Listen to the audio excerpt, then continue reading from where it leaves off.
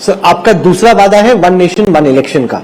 क्या यह माना जाए कि अगला जो लोकसभा चुनाव है 2029 का, वो वन नेशन वन इलेक्शन के साथ होगा? कि इंप्लीमेंट कैसे करेंगे इसको आप? देखिए, मैं आपको बताता हूं, वन नेशन वन इलेक्शन कोई नया विचार नहीं है।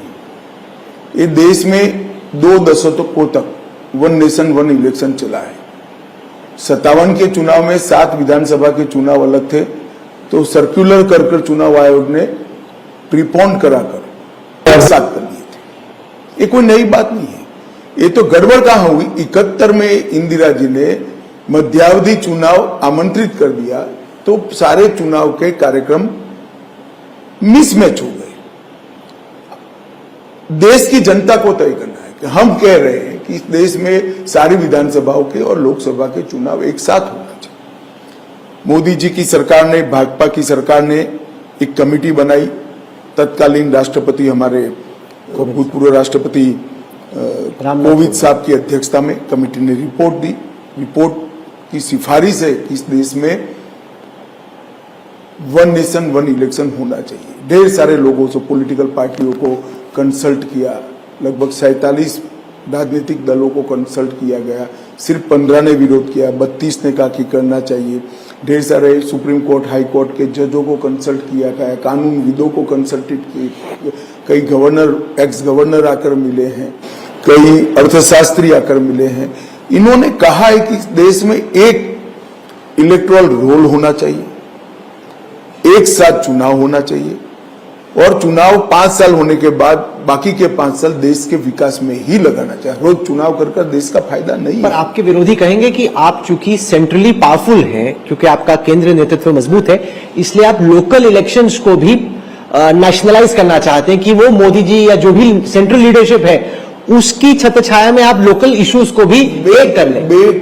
बिल्कुल बेतुकी आर्गुमेंट है। 14 और 19 में कई राज्य ऐसे हैं जिसमें लोकसभा में हमें 15% वोट ज्यादा मिला, विधानसभा में नहीं मिला है। क्या इस देश की जनता को आप इतना अंडर एस्टिमेट कर रहे हो? बेवकूफ है जनता, क्षीण नीर करना चाहती है। मैं कांग्रेस वालों को कहता हूं, साथ में अलग आपकी तो कोई जगह ही नहीं, काहे को विरोध कर रहे हो भाई? आपके लिए स्पेस ही नहीं बचा है, आपको कुछ नहीं मिलने वाला, इतना बड़ा सुधार क्यों रोक रहे हो भाई?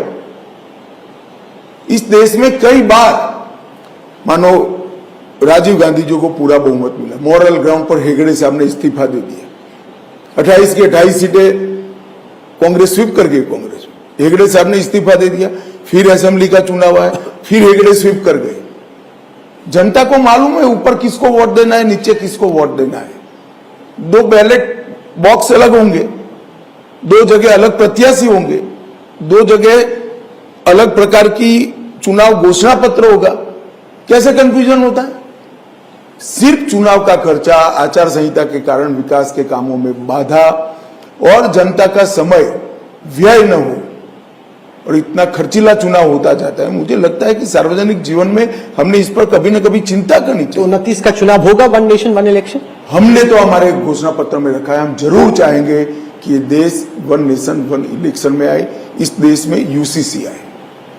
सर, आपके घोषणा पत्र